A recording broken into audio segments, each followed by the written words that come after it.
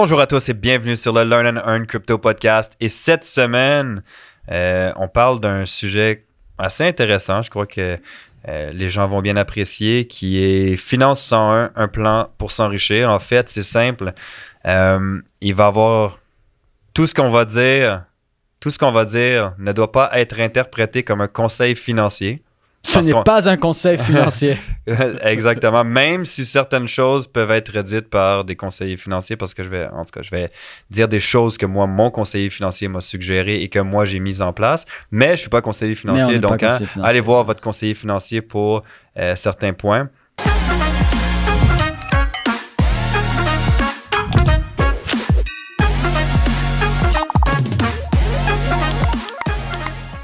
Donc, Finance 101, un plan pour s'enrichir. En fait, gérer ses finances, ses dettes, ses dépenses, le crédit. Puis, comment éviter légalement de payer trop d'impôts. Un sujet qui est chaud. Mais encore une fois, c'est pas un conseiller financier. Et deux solutions simples, en fait, d'investissement afin de vous enrichir intelligemment. Qui n'est pas non plus un conseil financier. Non, il n'y a rien qui est un conseil financier. Hein? Ce ne sont pas des conseils financiers. Non. C'est juste des opinions personnelles basées sur basées sur de la lecture, des connaissances. Ouais, c'est ça. Ce que nos profs de maternelle nous ont appris. Donc, comment ça va? Ça va super bien, toi? Ça va super, merci. Donc, prêt pour ce podcast? Yes, quand tu m'as parlé du sujet, j'étais quand même excité. Je me suis dit, il va falloir qu'on soit prudent parce qu'on n'est pas des conseils financiers. Mais j'étais quand même excité de venir partager ce sujet parce que je pense que c'est vraiment important. Puis t'as de très beaux points dedans. Donc, on va sortir un petit peu de l'univers de la crypto également. En fait, le premier point que j'avais noté, c'est que à la base, quand on est trader, surtout quand on le fait à temps plein, ce qu'il faut comprendre, c'est que on n'est pas employé, on est des travailleurs autonomes ou des entrepreneurs, parce que certaines personnes vont trader avec un compte de compagnie, ce qui peut être fait. Puis ce qu'il faut comprendre avec ça, c'est que quand tu es travailleur autonome, techniquement, je veux dire, quand tu as un emploi, tu as des assurances. Tu as de l'assurance emploi, tu as une assurance XYZ. Puis quand tu es travailleur autonome, ben, tu n'en as pas. Tout simplement. Donc, après, ça vient aussi avec le lot de responsabilités que tu as parce que disons, tu as une maison à payer, tu as une voiture, tu as des enfants, c'est là que ça devient important de voir pour deux des points que je vais mentionner. Le premier point, en fait, qui est un fonds d'urgence. Un fonds d'urgence. Bitcoin. Souvent, les gens se demandent, en fait, c'est quoi, à quoi ça sert, combien mettre, puis, en fait, comment l'optimiser. Un fonds d'urgence, si je l'explique brièvement, qu'est-ce que c'est puis à quoi ça sert? C'est normalement un compte épargne à rendement qui, dans le temps, donnait des bons rendements, qui maintenant ne donne vraiment plus de bons rendements. C'est à 0,9. Bitcoin! C'est à 0,9%, ça peut être... c'est pas mal le légendaire. Plus... c'est ça.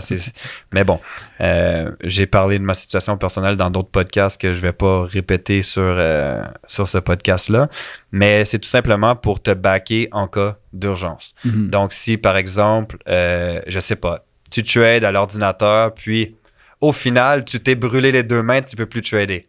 Ben, t'as besoin de quelque chose pour te backer. Puis le fonds d'urgence, ben, il est là. Pourquoi? Parce que ça va backer sur tes paiements. Ça va assurer justement que tu peux subvenir encore aux besoins de tes enfants, payer ta maison, ta voiture, etc. Mais ça peut être corrigé aussi avec certaines assurances. Puis je crois sincèrement que c'était vraiment important de mentionner ces points-là parce que souvent les gens oublient cet aspect-là du fait que, tu sais, quand je suis travailleur autonome, je me lance, je fais du trading à temps plein, les gens vont oublier cet aspect-là. Après, c'est sûr que si tu as un portfolio qui vaut comme 5 millions, puis que tu as beaucoup en staking, il est là, ton fonds d'urgence. Hein? En fait, il peut être là, ton fonds d'urgence. Mais ce qui est important de juste comprendre, c'est que quand tu es trader, que tu es travailleur autonome, ça te prend un certain capital pour te backer s'il arrive quelque chose. Puis ça, c'est très, très, très important à comprendre. Je sais pas si tu veux rajouter quelque chose par rapport à ça. Non. C'est bon. Je pense que tu l'as dit, c'est important de Ça dépend de ta situation, mais c'est juste important que tu calcules ton coût.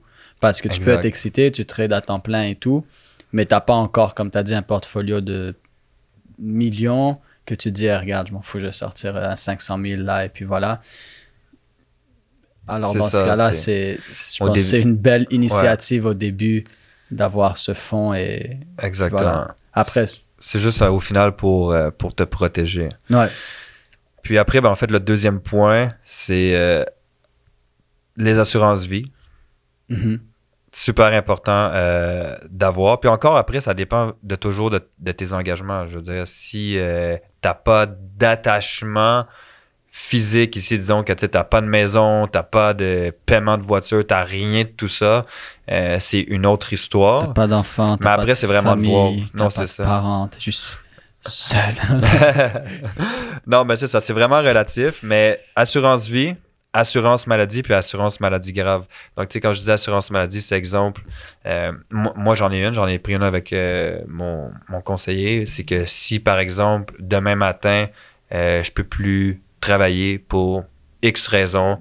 Avant, j'étais entraîneur. Je me pète le pied, je me brise un bras, je peux plus aller travailler parce que je suis pris en chaise roulante pendant les 3 prochains mois.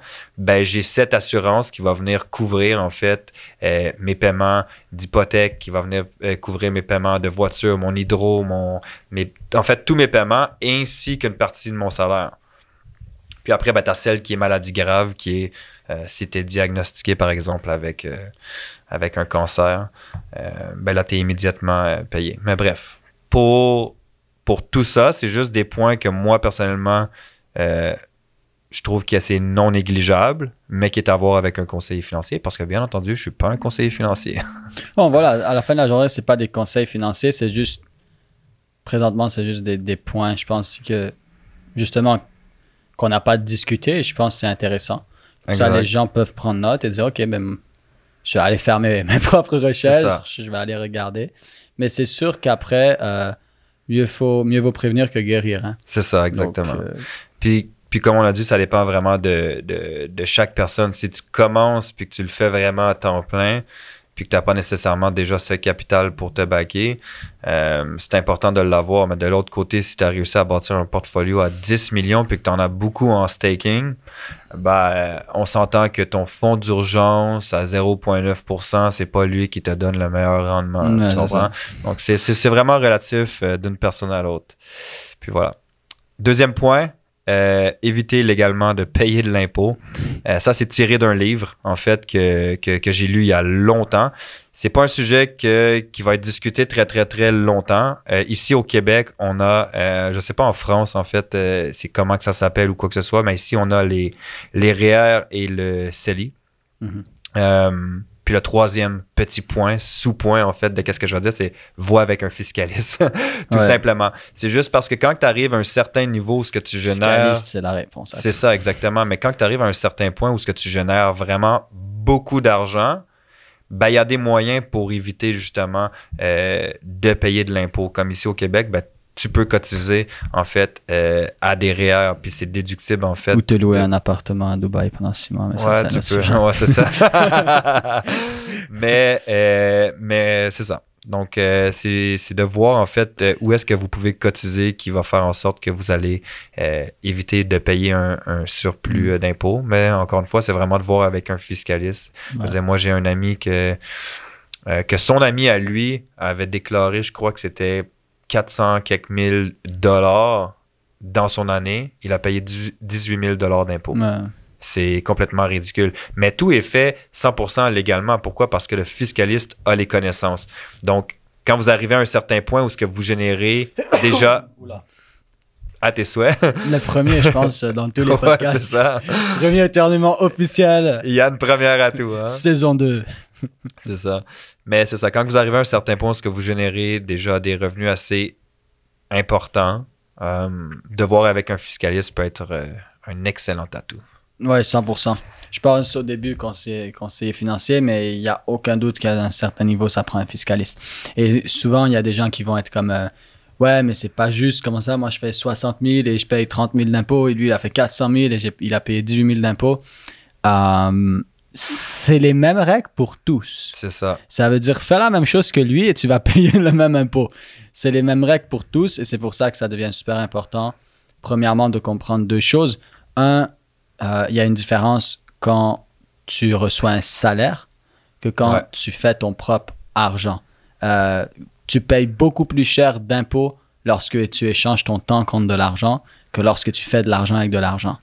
Ça, c'est la décision à prendre que je vais faire de l'argent avec de l'argent au lieu d'échanger mon temps contre de l'argent, de un. De deux, après, tu prends un fiscaliste comme il a fait et puis c'est les mêmes règles pour tout le monde. Il n'y a pas des règles pour les riches, il n'y a pas des règles pour les pauvres. C'est les mêmes règles fiscales pour tout le monde. C'est juste que c'est pas tout le monde qui va investir parce que je pense qu'un fiscaliste, c'est clairement un investissement qui va investir du temps et de l'argent. Ça coûte cher. Ça coûte cher, mais ça vaut vraiment le coup parce que tu as le choix de, disons ici au Québec, tu génères au-dessus de 100 000 par année puis que tu es imposé à 53 % ou d'aller voir un fiscaliste, lui donner une infime partie de ce 53 % là, mais d'être imposé à, je sais pas, on va dire 30 %. Tu comprends? Au lieu d'aller payer un 150 000 d'impôts, tu payes un 20 000 d'impôts, vas-y, paye 30 000, 40 000 ton fiscaliste, certains plus, mais en tout cas. Juste, voilà. Le troisième point, en fait, que j'avais noté, qui était au niveau de gérer ses finances, ses dettes, ses dépenses, puis tout ça, puis le crédit. Un des premiers points, je pense, qui est important, c'est de comprendre que si tu as des dettes, en fait, parce que le but, en fait, ici, c'est d'avoir un plan pour pouvoir t'enrichir. La première étape, c'est d'éliminer toute dette inutile. Puis quand on dit toute dette inutile, on parle de, je sais pas, disons que tu n'avais pas l'argent pour t'acheter ton foulard Gucci à 350$, puis tu as décidé de te l'acheter pareil, puis là, en ce moment, il est sur ta carte de crédit, ben tu dois clairer ce montant-là parce que les pourcentages d'intérêt sont de un, énormes, de deux, c'était juste complètement inutile. Donc d'éliminer en fait les dettes qui sont complètement inutiles. Puis il faut faire la différence entre des bonnes dettes et des mauvaises dettes. OK? Il y a une grosse différence.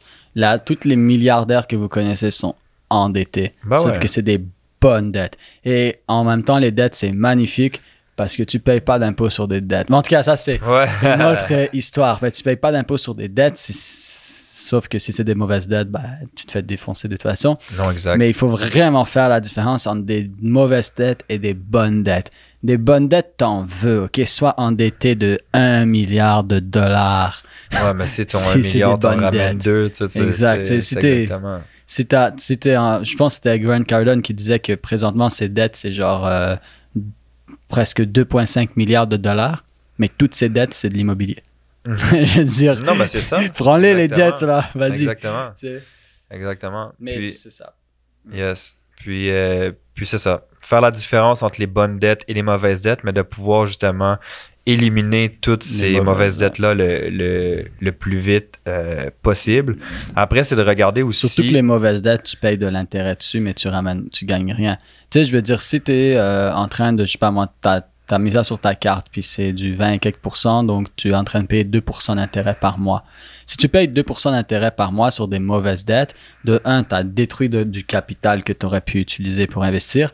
De deux, tu es en train de payer de l'intérêt sur quelque chose qui te ramène rien et qui descend en valeur. Par exemple, si tu as utilisé cette dette-là, cet argent-là pour investir et que ça te ramène 5 % par mois, mais tu es en train de payer de toute façon ton taux d'intérêt, tu es en profit. C'est même pas obligé de te ramener 5 % par mois. Tu pourrais être en train de payer de l'intérêt dessus. Je sais pas, moi, par exemple...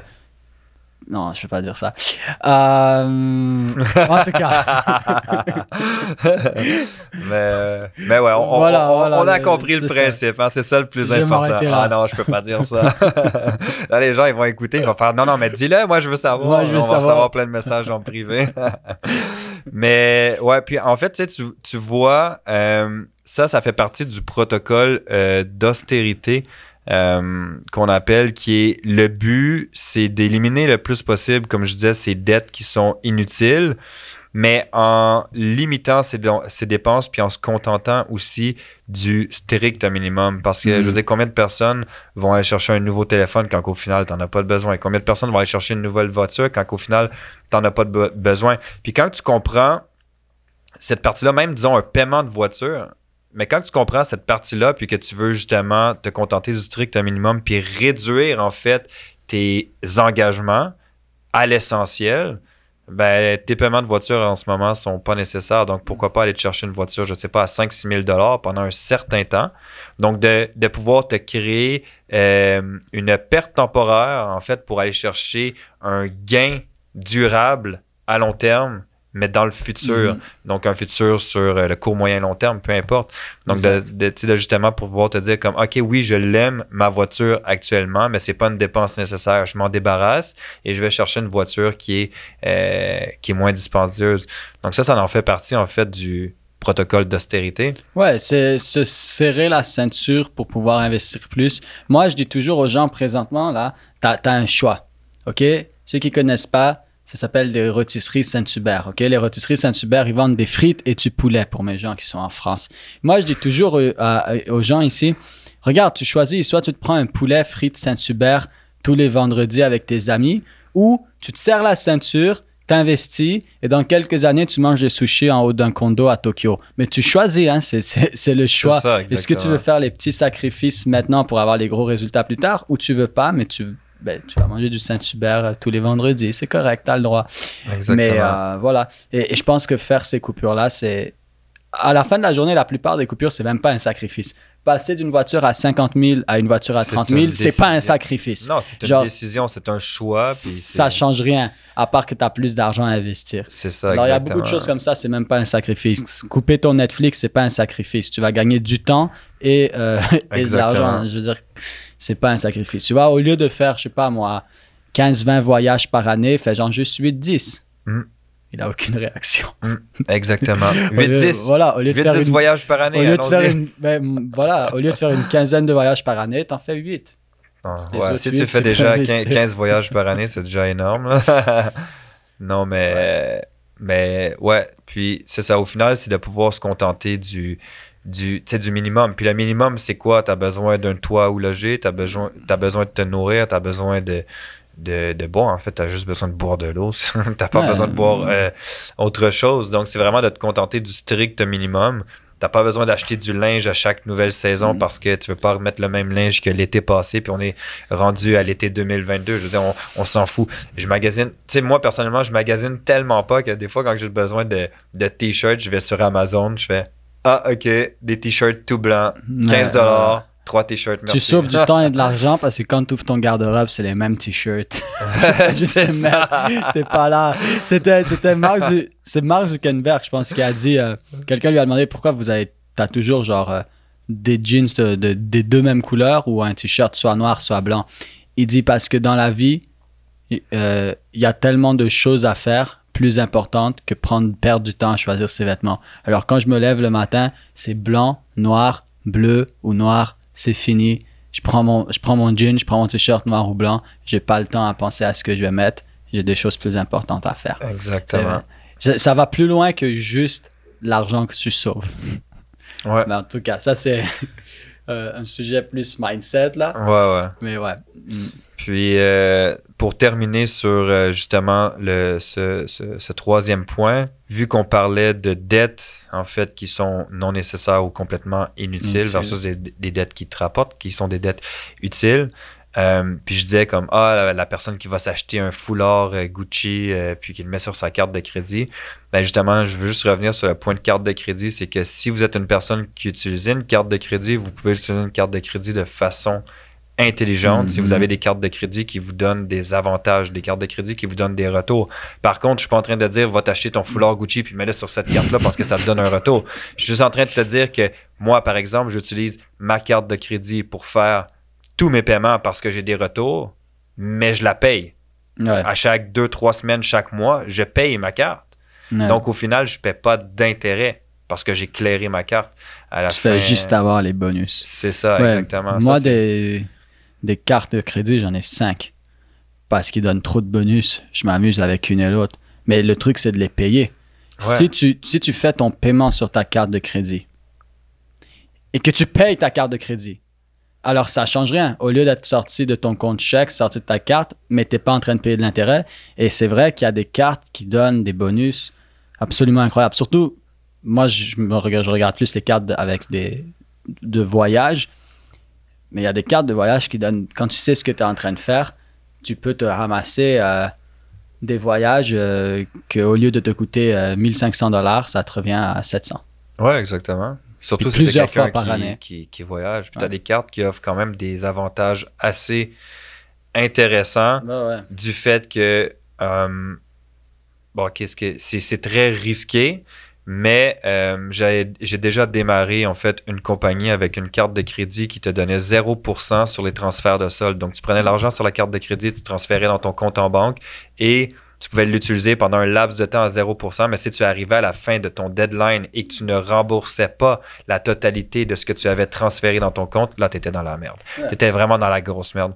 Donc, c'est sûr qu'après, je recommande à personne de le faire. Mais de toute façon, on n'est pas les conseillers. C'est ça. Moi, de façon intelligente, je l'ai utilisé vraiment de façon intelligente. Mais les transferts de solde, ça a été très, très, très rentable. Moi, j'avais reçu une offre comme ça. Je dirais pas quelle banque. Non. Mais j'avais reçu. Non. J'avais reçu une offre, c'était 8 ou 9 mois. Pendant 8 ou 9 mois, tu étais sur du 1% d'intérêt. Mais 1% d'intérêt annuel. Donc, si tu divises en 9 mois, c'est 0,1. C'est probablement la même que je parle en ce moment, mais... Moi, j'ai reçu ça, j'ai dit de l'argent gratuit. Ouais, ben c'est exactement. Quand tu vois en arrière. J'ai pris ça, je les flip. Payé, boum. C'est ça. Sauf que la réalité, c'est que la majorité du monde n'a pas cette capacité d'être intelligent et de voir l'opportunité qui se cache en arrière. Puis là, je vais faire comme 0%, parfait, je vais aller chercher la carte. Puis là, je vais te faire un transfert de solde. Je vais aller m'acheter une veste Gucci. Je vais aller m'acheter le foulard qui vient avec le chapeau puis les souliers Prada. Au final, genre... 10 mois plus tard. Et en plus, le truc de ces cartes-là, c'est qu'ils te donnent très bas. Mais quand le 6 mois, 8 mois ou 10, ça skyrocket. C'est pour ça que je te dis que tu es dans la merde à la fin si tu rembourses pas la totalité. Ouais. Mais bon, je crois qu'on a assez discuté de ce sujet. Là, ça va trop loin, ça va trop loin. Ok, c'est bon. On n'est pas des conseillers financiers, on se voit sur le prochain podcast. non, il reste encore un dernier point qui est, là, on va revenir un peu à la crypto, qui est justement investir pour s'enrichir. Le premier point, le spot, trading, l'investissement. Quand c'est fait de façon logique, intelligente, avec la bonne éducation, le backtest et tout, c'est de l'investissement. Au final, la même chose que tu achèterais des stocks. C'est juste que là, présentement, tu achètes de la crypto, mais choisissez bien vos cryptos parce que c'est pas toutes les cryptos qui sont intéressantes. Je sais pas si c'est quelque chose que tu veux rajouter. Exactement. Faites vos propres recherches, c'est ça que je vais ajouter. Est-ce qu'il y a quelque chose que tu veux rajouter par rapport au spot trading? Deuxième point, c'est le staking. Non, je pense que c'est des sujets qu'on a déjà parlé. Spot trading, tu bâtis ton portfolio. Staking, tu es capable de... Moi, je dirais, tu vas pas nécessairement mettre tout. Je sais pas si tu as 100 000 $ en Ethereum, tu vas pas mettre le 100 000 $ en Ethereum à du staking. Tu peux prendre la moitié, le mettre à stake, l'autre partie, tu le gardes. Yes. Mais tu bâtis ton portfolio, un pourcentage, tu le prends pour faire du staking. Parce que tu veux pas mettre tous les œufs dans le même panier, dans le même protocole. Donc, voilà. Je sais pas, moi, tu es sur Solana. Tu veux staker à travers Marinade qui est sur Solana. Mais tu vas pas nécessairement prendre tous tes Solana. Prends un pourcentage, tu as ton portfolio, tu as tel pourcentage de Solana, un pourcentage tu le gardes là, il fait rien, l'autre pourcentage tu le mets à staker. Et puis voilà. Tu bâtis ton portfolio, tu en stackes une partie, tu reçois un pourcentage par mois. Puis voilà. Très intéressant. Comme aussi, quand que je parlais un peu plus tôt des façons d'éviter de payer de l'impôt, tu sais, j'ai parlé de REER, j'ai parlé de CELI. Par contre, le CELI, c'est pas déductible de ce que tu gagnes.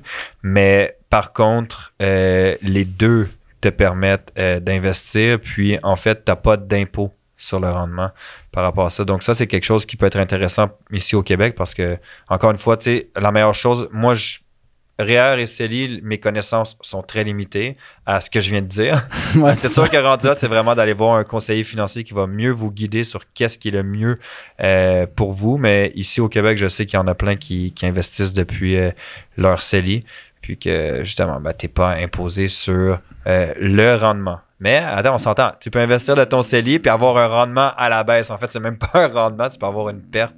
Mais moi, voilà. Mon REER, c'est... Je vous dirais pas. Bitcoin. Non, ouais. Le dernier point, en fait, que je voulais dire, c'est pour, encore une fois, ici au Québec, pour les parents, très intéressant, c'est les régimes épargne-études pour vos enfants qui permet, en fait, c'est simple, c'est que le gouvernement offre des subventions de 30%, étant un taux d'intérêt de 4% aussi qui est ajouté à ça. Donc, si votre enfant, en fait, si vous on ne sait pas quand ton enfant est né, je veux dire, tu vas pas savoir si ton enfant va aller à l'école. En fait, quand je dis à l'école, c'est oui, tu le sais qu'il va aller à l'école, mais tu ne sais pas s'il va faire des études comme ici, cégep, université, et même que maintenant, les REE, qui est régime épargne-études, sont tolérés pour tout ce qui est diplôme professionnel, donc les DEP. Puis c'est quelque chose qui peut être intéressant parce que d'un côté, tu as un retour de 4%, même si c'est pas très élevé, c'est mieux qu'une claque sur la gueule. Puis de l'autre côté, t'as les subventions de 30% du gouvernement qui viennent. Puis ce qui est intéressant avec ça, c'est quand tu cotises assez, juste avec le pourcentage d'intérêt et les subventions, ça peut payer pour les études de ton enfant. Donc toi, tu retrouves ton argent, mais les subventions, eux, vont payer pour les études de ton enfant. La seule chose, c'est que t'es pas imposé sur les subventions, mais tu es imposé sur le 4% d'intérêt. C'est le temps d'avoir des enfants. Et voilà, c'est le temps d'avoir des enfants. Mais par contre, si vos enfants vont pas à l'école, vous conservez le pourcentage le rendement, en fait. Vous êtes imposé dessus, mais vous perdez les subventions. Donc voilà. Ça peut être intéressant pour les parents qui ont des enfants. Eh bien, merci JP pour tous ces conseils qui n'étaient pas des conseils financiers. Allez voir vos conseillers financiers pour en savoir davantage. Puis, on se voit sur le prochain podcast. Yes, n'oubliez pas de commenter, partager, nous suivre partout, mais partagez par-dessus tout parce que si ça vous aide, ça aide quelqu'un d'autre. Et c'est avec vous qu'on va grandir. Je sais pas quelle langue ça va prendre, ça va être toi ou moi. Ciao. Ciao.